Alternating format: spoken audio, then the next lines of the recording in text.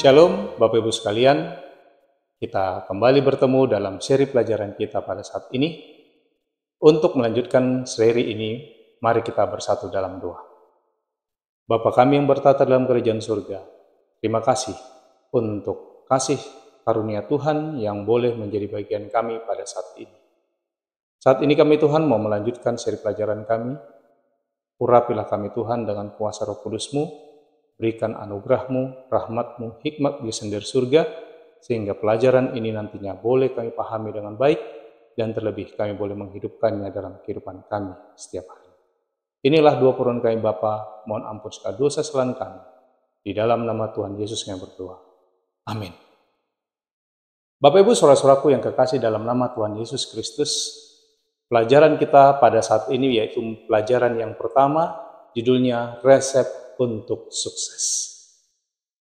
Untuk ayat intinya, terdapat di dalam kitab Yosua pasal yang pertama, ayat yang ke-7. Dikatakan demikian, hanya kuatkan dan teguhkanlah hatimu dengan sungguh-sungguh. Bertindaklah hati-hati sesuai dengan seluruh hukum yang telah diperintahkan kepadamu oleh hamba-Ku Musa. Janganlah menyimpang ke kanan atau ke kiri, supaya engkau beruntung kemanapun engkau pergi. Bapak Ibu saudara-saudaraku yang kekasih, untuk fokus pelajaran kita pada saat ini terdapat dalam kitab Ulangan pasal 18 ayat 15-22, lalu kitab Yosua pasal yang pertama, Ibrani 6 ayat 17 dan 18, lalu Efesus 6 ayat 10 sampai 18, lalu Mazmur pasal 1 ayat 1 sampai 3, dan yang terakhir Roma pasal 3 ayat yang ke-31. Bapak Ibu saudara-saudaraku yang kekasih dalam nama Tuhan Yesus Kristus, bagian yang pertama sebagai tinjauan umum untuk pelajaran kita pada saat ini, meskipun Musa telah meninggal, Bapak Ibu sekalian, pengaruh kepemimpinannya masih tetap terasa saat era baru dimulai. Bapak Ibu sekalian, dalam pembukaan kitab yang memuat namanya Yosua, ini didorong oleh Tuhan untuk percaya kepada Allah. Tuhan mendesak pemimpin yang baru itu untuk mengikuti jejak Musa. Zaman memang baru Bapak Ibu sekalian, tetapi perintah dan janji tetap sama. Serang, rebut, bagi, dan layani. Syaratnya sama, ketaatan sebagai respons atas tindakan pembebasan Allah yang penuh belas kasihan di masa yang lalu, berdasarkan hubungan yang penuh kepercayaan kepada Allah. Bapak Ibu sekalian, satu-satunya perbedaan antara individu-individu, yaitu generasi lain telah muncul. Dalam arti tertentu Bapak Ibu sekalian, kitab Yosua ini menawarkan kesempatan baru bagi umat Allah saat ini, saat mereka berdiri di tepi tanah perjanjian. Di awal kitab Bapak Ibu sekalian, pertanyaan utamanya adalah, akankah Israel memanfaatkan peluang baru ini? Akankah mereka mengikuti resep sukses yang tidak diikuti oleh generasi sebelumnya? Bapak Ibu, sejarah terulang kembali hari ini. Gereja di bawah kepemimpinan Kristus, Yosua yang baru, ini dipanggil untuk maju menuju pemenuhan janji-janji Allah. Pola perjanjiannya ini tetap sama dan tidak berubah. Allah memberi kita apa yang tidak dapat kita miliki sendiri, dan selanjutnya Dia menunggu ketaatan kita yang mengungkapkan keyakinan kita pada kasih, hikmat, dan kuasanya, Bapak Ibu sekalian. Pertanyaannya tetap sama. Akankah generasi kita percaya pada kemampuan ilahi untuk mewujudkan rencananya sampai pada akhirnya pada hari Kristus Yesus? Filipi pasal 1 ayat yang ke-6. Bapak Ibu saudara-saudaraku yang kekasih, saat generasi sekarang berdiri di perbatasan Kanaan surgawi, seruan ilahi ini masih bergema dengan kuat. Dikatakan, hanya kuatkan dan teguhkanlah hatimu dengan sungguh-sungguh. Yosua pasal 1 ayat yang ke-7. Kita lanjutkan pelajaran kita pada saat ini, Bapak Ibu sekalian. Bagaimana komentar dari pelajaran kita ini? Bagian yang pertama, kepemimpinan spiritual. Bapak Ibu saudara-saudaraku yang kekasih, pengangkatan Yosua sebagai pengganti Musa ini terjadi segera setelah kenangan menyakitkan tentang kegagalan Musa di padang gunung Gurun Sin, yang mencegah pemimpin besar itu memasuki Kanaan. Bilangan pasal 20 ayat 9 sampai ayat yang ke-12. Dalam konteks yang lebih luas, Bapak Ibu sekalian, peristiwa ini terkait erat dengan permintaan putri-putri Zelafehat dalam kitab Bilangan pasal 27 ayat 1 sampai 12. Sebagai bagian dari generasi pertama, Zelafehat ini ditakdirkan untuk mati di padang gurun karena ketidakpercayaan dan pemberontakan mereka. Dengan Harun yang sudah meninggal dan Musa yang hampir meninggal, pemimpin yang sudah tua itu berdoa memohon penggantinya. Doanya dan tanggapan Tuhan, Bapak Ibu sekalian, ini menentukan peran kepemimpinan Yosua di masa yang akan datang, di masa depan. Perannya akan didominasi oleh militer, seperti yang tersirat dalam ungkapan, memimpin kami dalam perang. 1 Samuel pasal 8 ayat yang ke-20.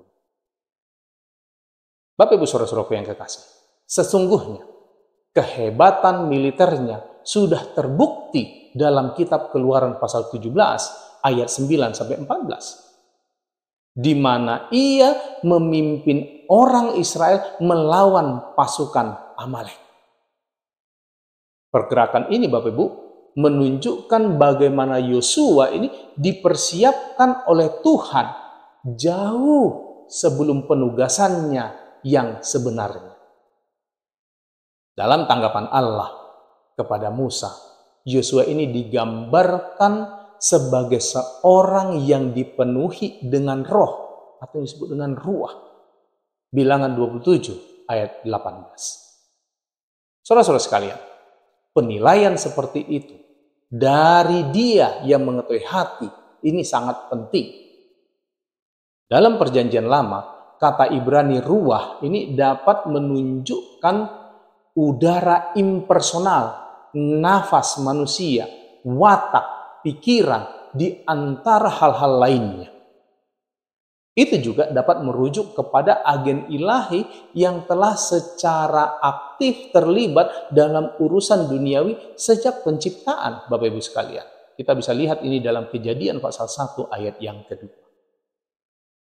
Bapak Ibu saudara-saudaraku kekasih, kehadiran Roh Kudus dalam Pentateuch diungkapkan melalui 3 manifestasi: hikmat, nubuat, dan kepemimpinan. Yusuf adalah orang pertama yang diidentifikasi memiliki roh Allah, Bapak Ibu sekalian.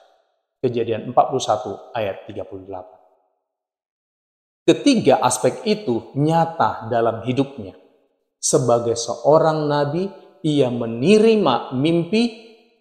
Sebagai orang bijak, ia menafsirkan mimpi Firaun. Dan sebagai seorang pemimpin, ia menyusun rencana untuk menyelamatkan tidak hanya umatnya, tetapi juga bangsa-bangsa lain yang terkena bencana kelaparan.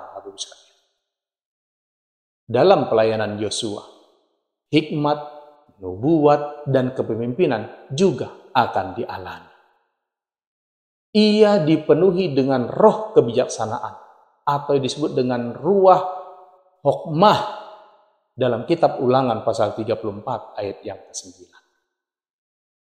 Selain itu Bapak Ibu sekalian, ia termasuk di antara 70 tua-tua yang menerima roh untuk bernubuat. Bilangan pasal yang ke-11.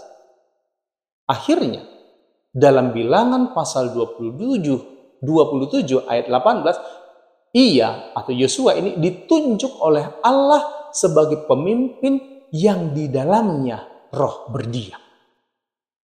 Bapak Ibu saudara-saudaraku yang kekasih, meskipun Yosua memiliki kemampuan luar biasa yang dikembangkan selama bertahun-tahun dalam melayani Musa, kepemimpinannya didefinisikan dalam istilah rohani.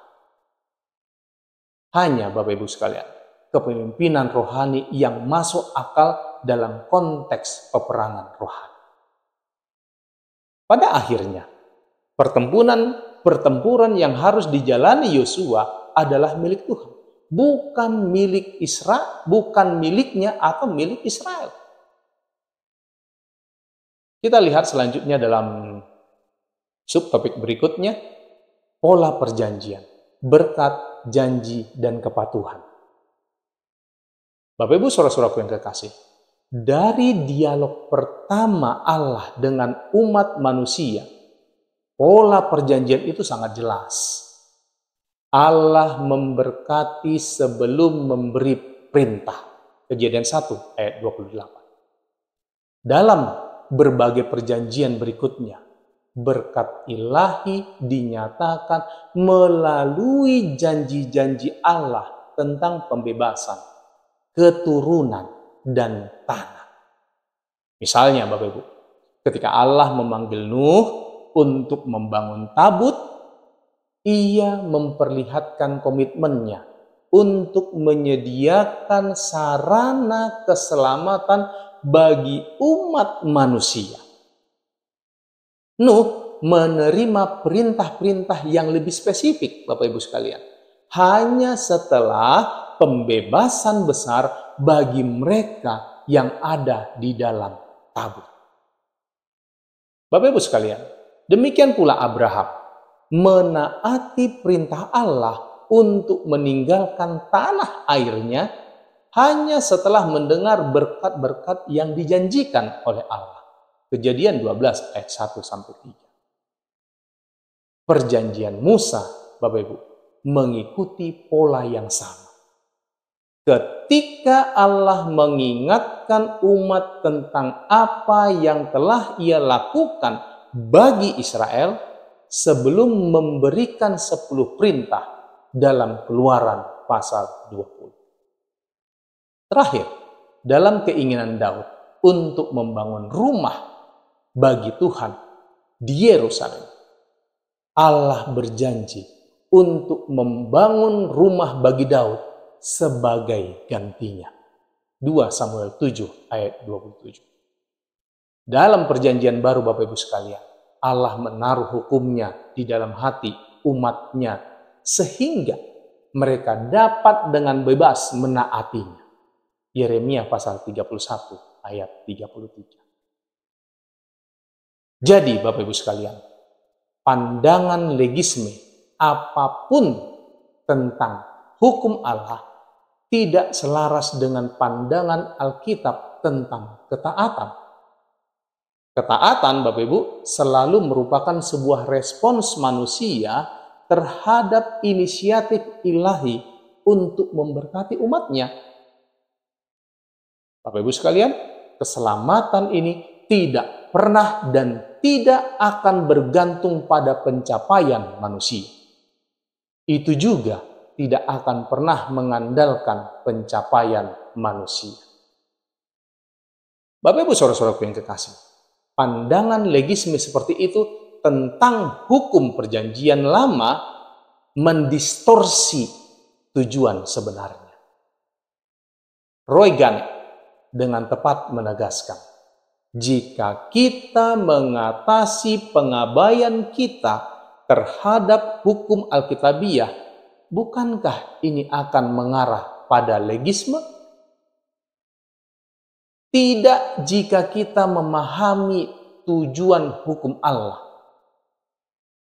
Itu adalah standar bertindak dan berpikir yang selaras dengan karakter kasih Allah.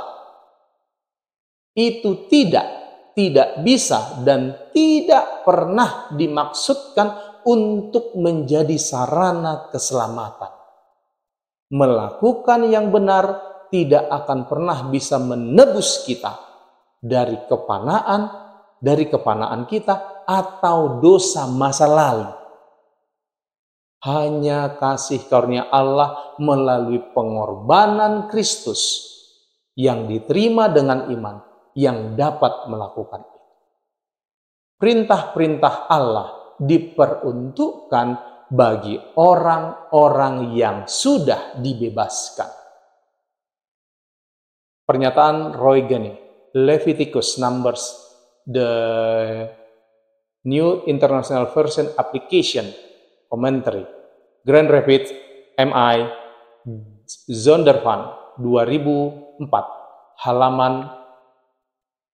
halaman 310. Bapak Ibu saudara-saudaraku, kita lanjutkan kepada subtopik pembahasan berikutnya, yaitu hukum dan kebijaksanaan.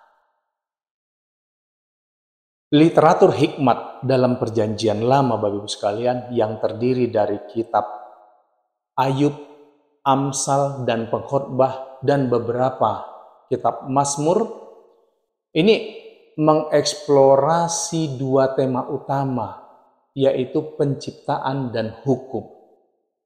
Bapak Ibu sekalian, kitab-kitab ini menunjukkan bagaimana penciptaan dan hukum ini seharusnya memengaruhi cara orang percaya berhubungan dengan Tuhan dan satu sama lain. Faktanya Bapak Ibu sekalian, ada hubungan yang erat antara hukum dan hikmat. Hubungan ini sudah tampak dalam Ulangan pasal 4 ayat yang ke-6. Dikatakan, lakukanlah itu dengan setia, sebab itulah yang akan menjadi kebijaksanaanmu dan akal budimu di mata bangsa-bangsa yang pada waktu mendengar segala ketetapan ini akan berkata, memang bangsa yang besar ini adalah umat yang bijaksana dan berakal budi. Kebesaran Israel, Bapak Ibu sekalian, tidak akan ditemukan dalam kekayaan dan kekuatan militer, tetapi dalam hikmat yang dihasilkan dari ketaatan setia pada perintah Tuhan. Secara alami, Bapak Ibu, kesuksesan dan kemakmuran ini akan mengikuti. Keberhasilan dan kemakmuran seperti itu dapat dilihat dalam hasil permintaan Salomo untuk hikmat dalam kitab 1 Raja-Raja pasal 3 ayat yang ke-13. Bapak Ibu saudara-saudara sekalian, hikmat yang merupakan pengetahuan yang diarahkan oleh Tuhan ini memberikan kita kemampuan untuk hidup dengan baik dalam konteks takut akan Tuhan atau takut akan Yahweh dengan menaati kehendaknya dan hidup dalam harmoni dengan sesama manusia dan alam. Bapak Ibu sekalian, orang bodoh dalam pemberontakannya terhadap tatanan ciptaan Tuhan tidak menaatinya. Sementara orang bijak menolak kekacauan dan menerima kehendak Tuhan dalam kehidupan yang taat. Hasil dari pilihan ini Bapak Ibu dijabarkan di seluruh literatur hikmat Alkitab yang juga membahas tentang pengecualian dan kebodohan yang sering menandai keberadaan kita di bawah matahari. Kita bisa lihat dalam Ayub dan kitab Pengkhotbah. Prinsip yang sama ditemukan dalam kitab Yosua pasal 1 Bapak Ibu sekalian, di mana pemimpin yang merupakan perwujudan seluruh bangsa dipanggil untuk menaati seluruh hukum dengan tekun. Israel ini dapat memilih jalan hikmat dan mengalami manfaatnya Bapak Ibu sekalian. Namun, untuk melakukan itu, Yosua dan orang Israel ini harus melakukan perintah dalam Yosua pasal 1 ayat 7 ini, yaitu hanya kuatkan dan teguhkanlah hati. Sepasang perintah yang sama telah digunakan oleh Musa Bapak Ibu sekalian untuk menyemangati orang Israel dan penggantinya. Ulangan pasal 31 ayat 6 dan 7. Kemudian Bapak Ibu sekalian, Yosua akan menyapa orang-orang dengan kata-kata yang sama. Yosua pasal 10 ayat 25. Tetapi mengapa? Ketaatan membutuhkan kepercayaan, dan dalam konteks sifat manusia kita, kepercayaan seringkali membutuhkan kekuatan dan keberanian. Sekali lagi Bapak Ibu, ketaatan bukanlah transaksi di mana kita mendapatkan atau kehilangan berdasarkan apa yang kita tawarkan. Ketaatan Bapak Ibu sekalian adalah ungkapan kepercayaan manusia terhadap jalan Tuhan. Itu berakar dalam hubungan dengan Tuhan yang hidup. Itu melibatkan penyangkalan diri, memikul salib, dan ikut langkah-langkah pengorbanan Yesus. Lukas pasal 9 ayat 23. Komitmen ini saudara-saudara sekalian bukan untuk orang yang lemah hati. Kita lanjut dalam topik yang berikutnya, yaitu aplikasi kehidupan dari pelajaran kita pada saat ini. Yang pertama, ada beberapa model kepemimpinan Bapak Ibu sekalian, seperti model karismatik, model transformasional, dan model pemimpin pelayan, dan lain sebagainya. Semua profil kepemimpinan ini Bapak Ibu dapat ditemukan dalam Alkitab. Namun, ciri khas pemimpin yang sukses dalam istilah Alkitab adalah kompetensi rohani mereka. Dimulai dengan Yosua. Coba renungkan kualitas pemimpin rohani dalam kehidupan tokoh-tokoh berikut ini. Ada Yosua, Abraham, Deborah, Daud, Esther, lalu Petrus, dan Paulus.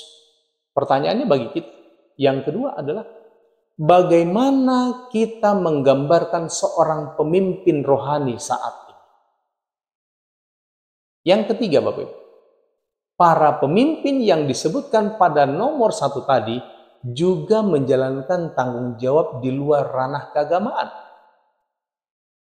Apakah mungkin menjadi pemimpin spiritual sebagai administrator sekuler? Mengapa mungkin atau mengapa tidak mungkin? Jika mungkin, bagaimana caranya, Bapak Ibu sekalian? Tuhan memberkati. Untuk mengakhiri pelajaran kita pada saat ini, Bapak Ibu, mari kita bersatu di dalam doa. Ya Tuhan, Allah Bapa kami yang bertata dalam kerajaan surga, kami bersyukur untuk waktu yang baik ini, di mana kami boleh belajar firman Tuhan. Tuhan, urapi kami dengan kuasa Roh Kudus-Mu. Biarlah melalui kanal virtual ini, di saat kami belajar bersama-sama di tempat kami masing-masing berada, Engkau yang memberikan pemahaman kepada kami. Pahamkan kami ya Tuhan akan tuntutan-Mu, akan kerinduan-Mu dan keinginan-Mu. Biarlah melalui para pendahulu-pendahulu kami boleh belajar bagaimana kami harus menurut kepada Tuhan, taat kepada Tuhan, sehingga kami boleh semakin dipertumbuh di dalam keimanan dan hubungan kami dengan Tuhan secara pribadi. Hamba-Mu berdoa secara khusus kepada seluruh umat-umat Tuhan yang bersama-sama belajar melalui kanal virtual ini dimanapun mereka saat ini berada. Tuhan berkati mereka satu persatu, pribadi lepas pribadi. Urapi mereka dengan kuasa Roh Kudus Tuhan. Berikan mereka hikmat biasa dari surga. Berikan mereka kekuatan keimanan. Berikan mereka kemampuan untuk melewati setiap pergumulan kehidupan mereka. Menangkan mereka ya Tuhan, sehingga mereka boleh tetap setia dan semakin setia hanya kepada Tuhan saja. Bapa kami di surga, biarlah waktu yang baik, waktu yang indah selanjutnya boleh menjadi bagian kami, di mana kami boleh kembali belajar bersama-sama, melanjutkan seri-seri pelajaran kami, sehingga secara kerohanian kami boleh dipertumbuh di dalam keimanan. Inilah doa permohonan kami Bapa. Mohon ampun akan segala dosa kesalahan kami. Kami persembahkan doa permohonan kami ini hanya melalui anak Yesus Kristus yang menjadi Tuhan dan Juru Selamat kami. Amin.